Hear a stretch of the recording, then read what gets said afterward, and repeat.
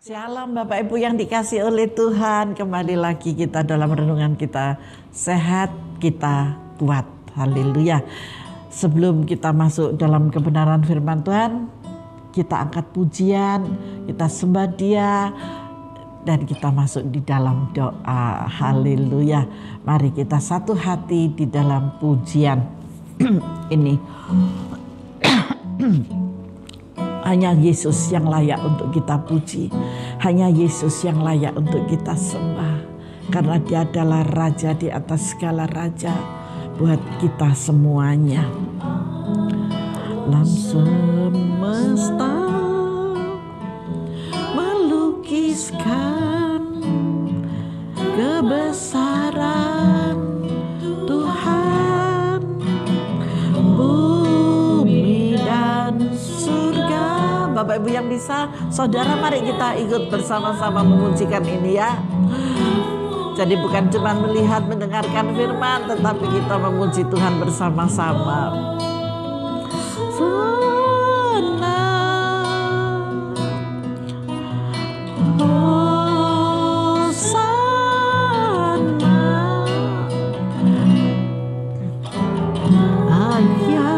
Dipuji, disembah, Kaulah yang bertakhta dulu, sekarang, dan selamanya. Raja atas segala raja, namamu besar, termulia. Itu adalah kata-katanya. Saya juga nggak hafal, tapi saya melihat di HP. Alam semesta melukiskan kebesaran Tuhan. Mari ikut memuji Tuhan ya, haleluya, ikut memuji Tuhan. Bumi dan surga menyanyikan kemuliaan namamu.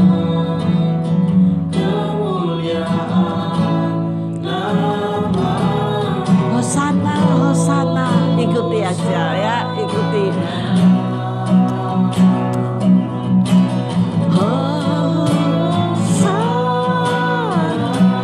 Layak dipuji, disembah.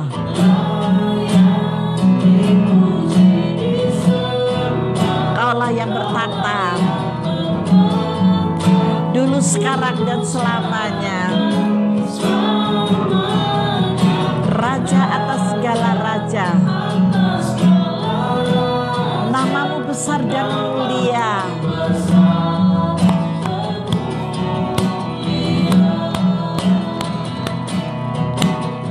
Layak dipuji dan disembah. Kaulah yang bertakhta dulu, sekarang, dan selamanya. Raja atas segala raja, namamu besar dan termulia. Termulia, namamu besar, termulia. Namamu besar, termulia. Termulia. Berikan kemuliaan bagi Tuhan. Haleluya. Mari kita masuk dalam menyembah Dia. Haleluya. Namamu besar dan termulia, Yesus. Kami layak menyembah-Mu, kami layak meninggikan-Mu ya Bapa. Haleluya. Kuasa-Mu sungguh besar, kasih-Mu sungguh ajaib. Kami hanya mengatakan Hosana, Hosana bagi kemuliaan-Mu Tuhan. Oh haleluya, haleluya, haleluya, haleluya. Bapa terima kasih, hanya Engkau-lah Bapa yang layak kami sembah. Hanya Engkau yang layak kami puji di dalam nama Yesus. Haleluya, haleluya,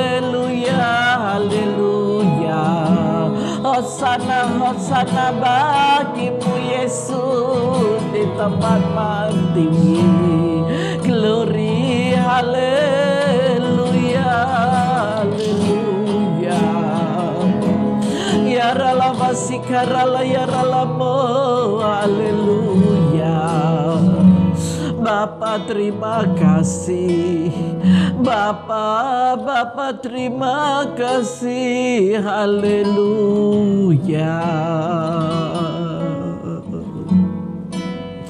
Bapa, kami bersyukur buat hari yang Kau berikan. Hari ini adalah hari yang istimewa. Kami masih boleh Tuhan bersimpu di bawah kaki-Mu untuk mendengarkan kebenaran firman-Mu, untuk menerima pengajaran yang sehat dari Engkau Tuhan, sehingga kami Bapa dapat Engkau andalkan dan boleh menjadi berkat bagi banyak orang. Taruhkanlah roh kerendahan hati kepada setiap kami ya Bapa, dan dimengertikan oleh firman-Mu ketika Engkau sampaikan sabda-Mu ini di dalam nama Yesus. Terima kasih Bapa, terima kasih. Kami siap untuk mendengarkan kebenaran firman-Mu di dalam nama Tuhan Yesus Kristus. Yang siap menerima kebenaran firman Tuhan, mari bersama saya katakan, saudara-saudariku yang dikasihi oleh Tuhan, haleluya, amin. Bapak Ibu yang dikasihi oleh Tuhan, kita masuk dalam kebenaran firman-Nya. Hari ini saya memberikan judul berpikir bersama. Berpikir bersama. Ketika kita memiliki pemikiran bersama, itu akan membawa keringanan beban bagi saudara-saudara kekasih kita. Mungkin sahabatmu punya masalah, mungkin saudaramu punya masalah, mungkin orang tuamu punya masalah, mungkin engkau sendiri punya masalah. Datang kepada sahabatmu dan kita akan bercerita dan kita akan memikirkan itu bersama. Karena apa? Karena di dalam firman-Nya, di dalam Filipi 4, surat Paulus ini kepada jemaat di Filipi memperingatkannya. Saya mengambil dari Filipi 4 ayat yang ke-4 sampai ayat yang ke-13 ya. Bisa dicatat bersama-sama. Saya mengambilnya dari Filipi 4 ayat 4 sampai dengan 13. Di dalam Filipi 4 ayat yang ke-8 dulu kita baca. Tadi saya memberikan judul berpikir bersama. Ketika kita berpikir bersama, kenapa harus berpikir bersama? Ini saling membantu sebetulnya. Kalau saudara punya masalah, saya yakin dan percaya kita itu masih hidup di dunia orang yang hidup. Masih hidup di dunia orang waras gitu ya. Jadi masih membutuhkan teman, masih membutuhkan sahabat. Tapi hati-hati, jangan kepada sembarang orang untuk bercerita, jangan kepada sembarang orang untuk berkata-kata. Karena kita tidak tahu hati manusia, tetapi cari orang yang tepat. Saya yakin dan percaya pasti saudara memiliki salah satu sahabat dan orang yang tepat selain hamba Tuhan ya. Kalau hamba Tuhan mungkin saudara sudah bisa, aku bisa ngerasain kalau ke si A ini bisa secret, kalau ke si B ini sekalipun hamba Tuhan tidak bisa secret gitu ya. Pasti saudara sudah bisa memilah sendiri. Dan jangan takut untuk berkata kepada mereka. Kenapa? Karena ketika kita bisa berjumpa dan kita bisa bercerita, kita bisa melepaskan sedikit bagian apa yang ada di hati kita, maka kita akan memiliki keringanan yang sangat besar. Amin. Nah, di dalam suratnya Paulus kepada jemaat di Filipi, di sini dikatakan di ayat yang ke-8, saudara, di ayat yang ke-8, Filipi 4 ayat yang ke-8 di sini dikatakan, ini ayat pokok ya. Jadi akhirnya saudara-saudara semua yang benar, terus semua yang mulia, semua yang adil, semua yang suci, semua yang manis, semua yang sedap didengar, semua yang disebut kebajikan dan patut dipuji, pikirkanlah semuanya itu.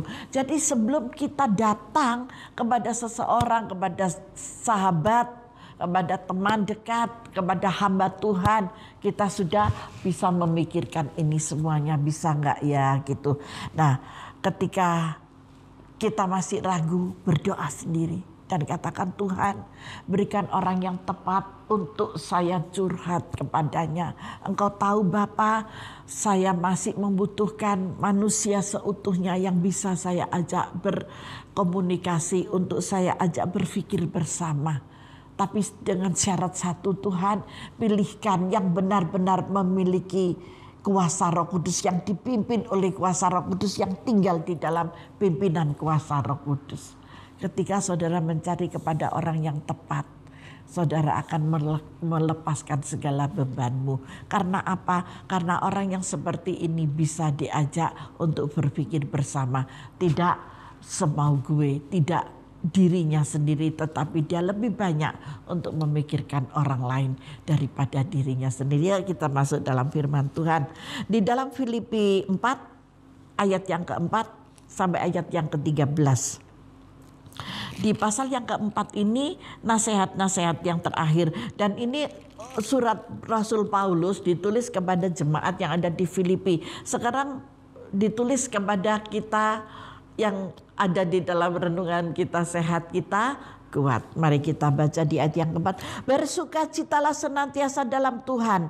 Sekali lagi katakan bersukacitalah. Kalau memiliki sukacita, ini adalah kunci.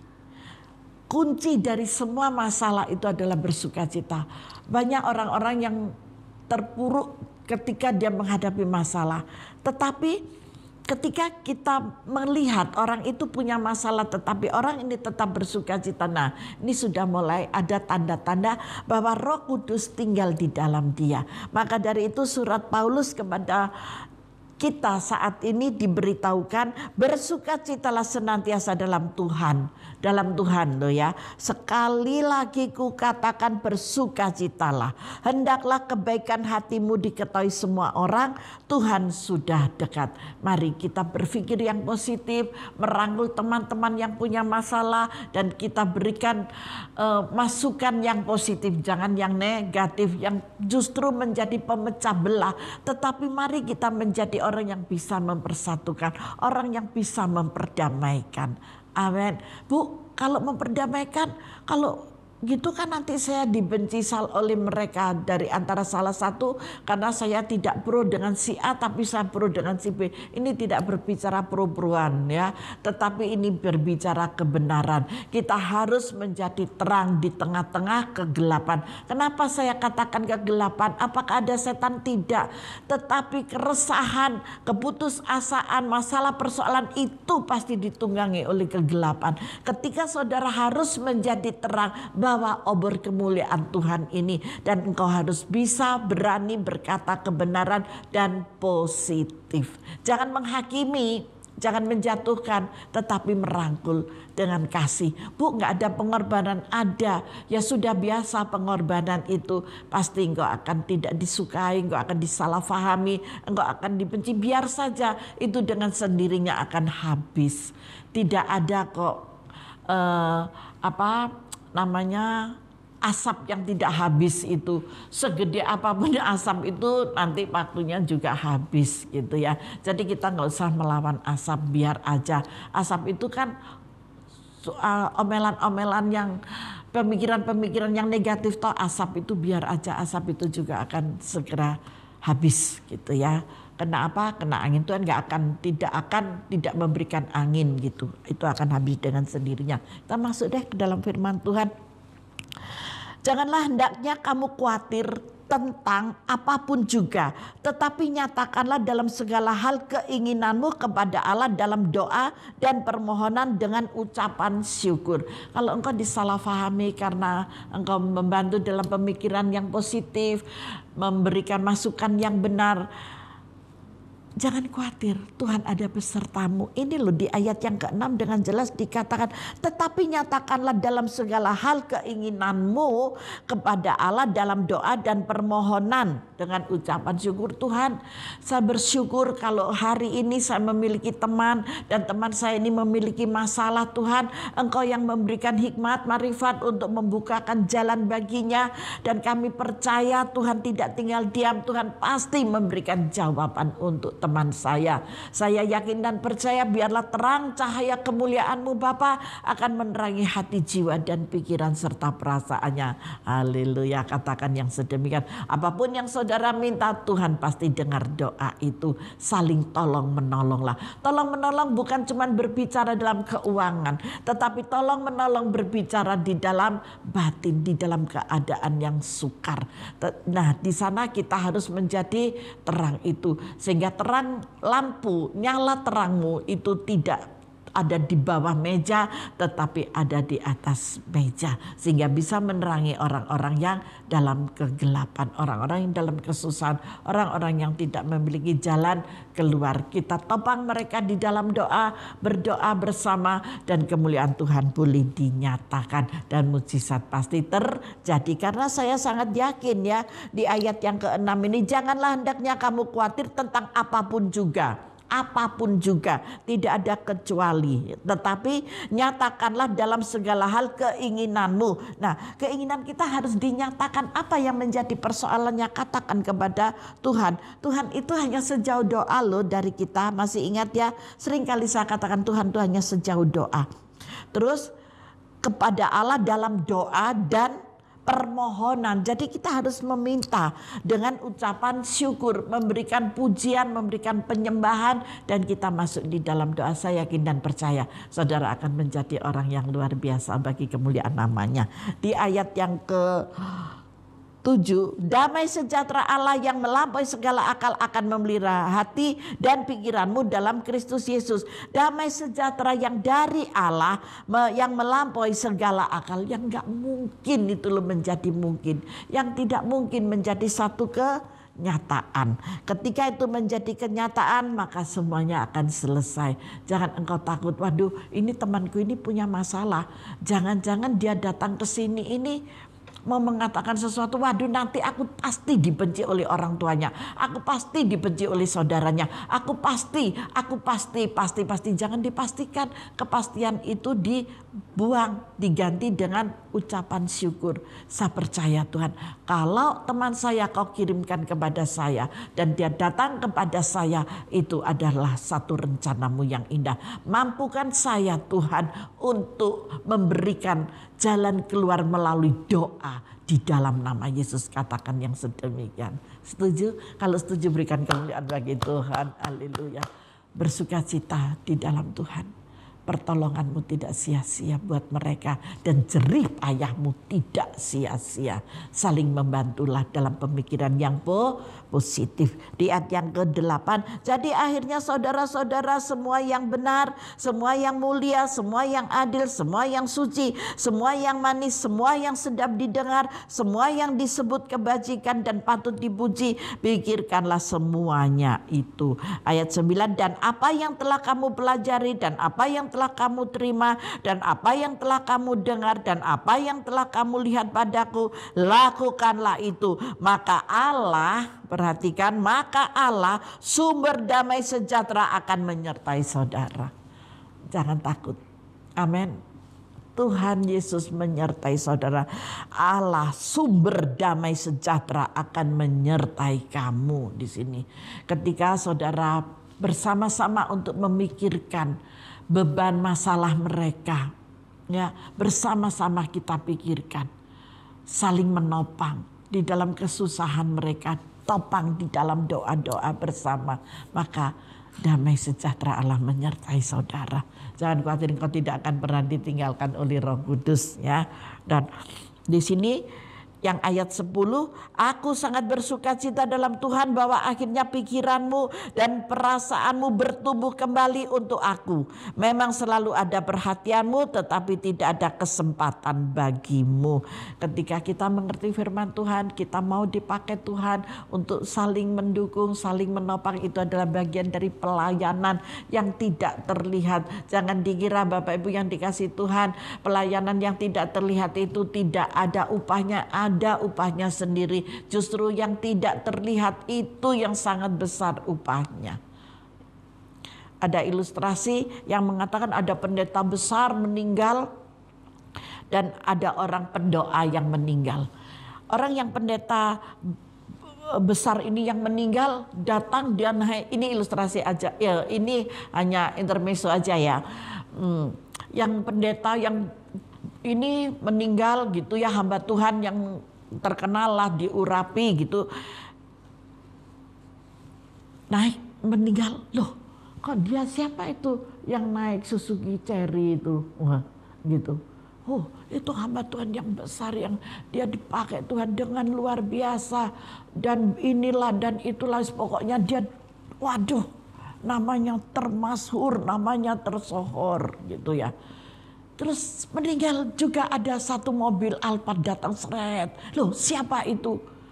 Emak-emak udah tua tapi dia pendoa di belakang mimbar yang tidak terlihat, dia naik Alphard. Maka dari itu Bapak Ibu yang dikasih oleh Tuhan,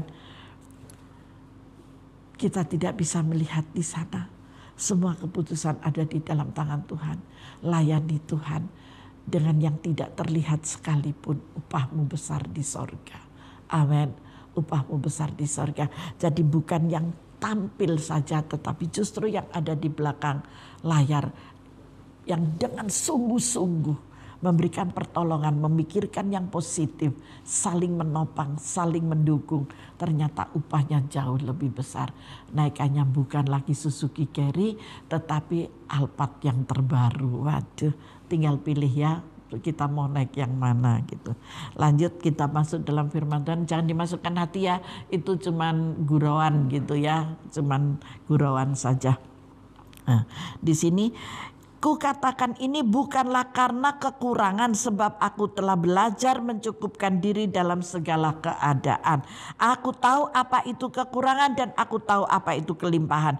Dalam segala hal dan dalam segala perkara tidak ada sesuatu yang merupakan rahasia bagiku, kata firman Tuhan. Surat dari Paulus ini ya. Baik dalam hal kenyang maupun dalam hal kelaparan, baik dalam hal kelimpahan maupun dalam hal kekurangan. Jadi tidak ada rahasia.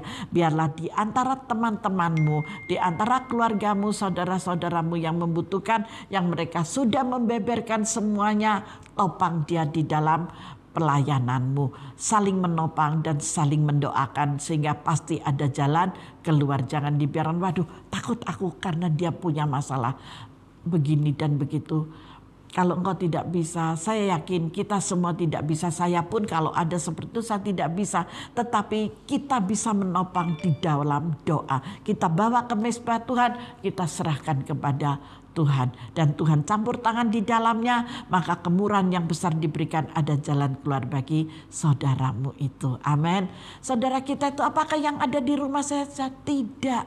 Siapapun mereka yang Tuhan perkenalkan buat saudara itu adalah saudaramu. Ingat apa yang dikatakan oleh Yesus ketika Maria ibu Yesus datang untuk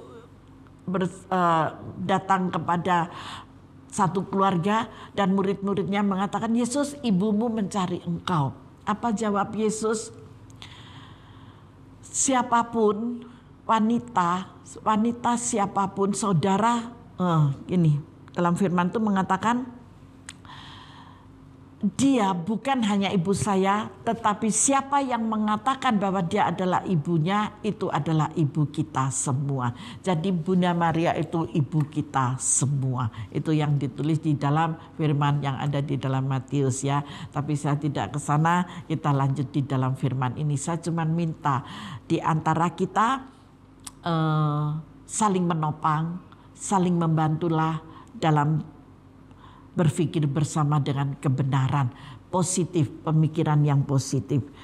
Karena apa? Karena di ayat 13 dikatakan segala perkara dapat kutanggung di dalam Dia yang memberikan kekuatan kepadaku. Jangan khawatir, Tuhan selalu ada bersama kalian, dan Dia yang memberikan kekuatan itu bukan dari diri kita, tetapi dari Tuhan sendiri untuk saudara. Topang saudara-saudaramu, topang keluarga besarmu. Yang dimaksud keluarga besar itu adalah teman, sahabat, teman kantor mungkin ya, teman bekerja atau teman kuliah, siapapun. topang mereka di dalam doa. Seperti ini ditulis di dalam ayat 13, segala perkara dapat kutanggung di dalam Dia yang memberikan kekuatan kepadaku. Saudara tidak berjalan sendiri, tetapi saudara dipimpin oleh Roh Kudus sehingga saudara bisa melakukan apa yang menjadi beban berat bagi saudara dan keluargamu itu. Amin. Berpikirlah dengan positif, pikirkanlah semuanya itu. Itu adalah perintah yang luar biasa, yang menaati perintah itu bersama keluarga kita dan orang percaya lainnya dapat membuka pintu-pintu penemuan baru untuk membantu orang lain. Amin. Ini yang saya tulis buat saudara ya. Kita pikirkan itu bersama, supaya kita bisa membantu, dapat membukakan pintu-pintu penemuan baru untuk membantu orang lain. Tuhan sangat suka ketika saudara mengambil bagian melayani untuk membantu orang lain. Membantu orang lain bukan hanya secara finansial, tetapi dengan pemikiran-pemikiran yang positif dan benar. Dan itu pasti menemukan jalan keluar.